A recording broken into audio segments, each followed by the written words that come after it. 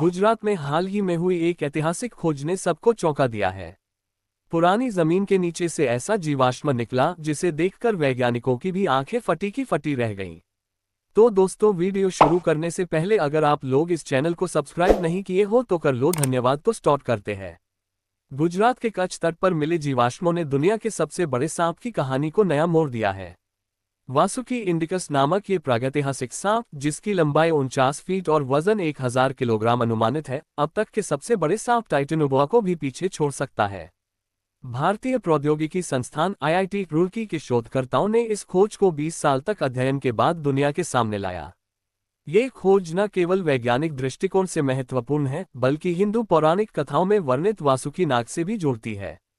2005 में गुजरात के कच्छ तट पर पनंद्रोल लिग्नाइट खदान में 27 कशेरुकाओं रीढ़ की हड्डियों का जीवाश्म मिला। शुरुआत में इसे मगरमच्छ का अवशेष माना गया, लेकिन गहन अध्ययन से पता चला कि यह वासुकी इंडिकस नामक विशाल सांप था।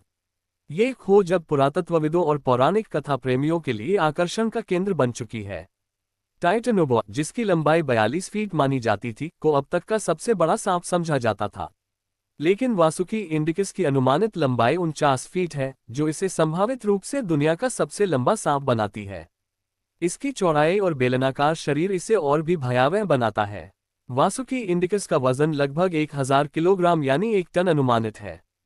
इतने विशाल आकार के बावजूद ये सांप उन प्रलयकारी घटनाओं से बच निकला जिन्होंने डायनासोर जैसे प्राणियों को खत्म कर दिया। इसका अनुकूलन और जीवटता वैज्ञानिकों को हैरान करती है। इन जीवाश्मों की खोज 2005 में हुई थी, लेकिन इसे पूरी तरह समझने में 20 साल लगे। IIT रुड़की के प्रोफेसर सुनील बाजपेयी और पोस्ट डॉक्टरल शोधकर्ता देवजीत दत्ता ने इस सांप की पहचान और महत्व को स्थापित किया। उनकी मेहनत ने भारत को जीवाश्म विज्ञान में नई ऊंचाई दी। वासुकी इंडिकस का नाम हिंदू पौराणिक कथाओं में भगवान शिव के गले में लिपटे वासुकी नाग से प्रेरित है। ये नामकरण विज्ञान और पौराणिक कथाओं के बीच एक अनोखा सेतु बनाता है। कई लोग इसे प्राचीन ग्रंथों में वर्णित विशाल सर्पों की वैज्ञानिक पुष्टि मान रहे हैं। लगभग 16 करोड़ साल पहले सांप समुद्रों में रहते थे। जीवाश्मों से पता चलता है कि समय के साथ वे जमीन पर आए और अनुकूलित हुए। वासुकी इंडिकस इस विकास का एक शानदार उदाहरण है, जो अपने विशाल आकार के साथ प्रागैतिहासिक पारिस्थितिकी को दर्शाता है। वासुकी इंडिकस 4.7 करोड़ साल पहले मध्य इयोसिन काल में दलदली जंगलों में रहता था।